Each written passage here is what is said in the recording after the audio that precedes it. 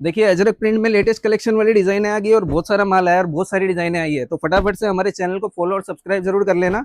बहुत सारी डिजाइने आपको देखने को मिलेगी और आज ये नई डिजाइन में दो कलर आपको बहुत बढ़िया बढ़िया दिखा रहा हूँ। सिंगल सिंगल साड़ी हमारी शॉप से आपको सिर्फ मिल जाएगी 750 रुपए की।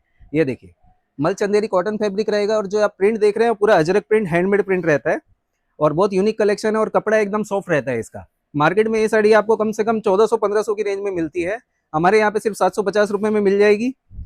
साड़ी की लेंथ रहेगी 6.30 मीटर और ये देखिए ब्लाउज इसका बहुत सुंदर आने वाला है, यूनिक कलर में डिजाइन आई है और सिंगल सिंगल साड़ी हमारे यहाँ अवेलेबल है।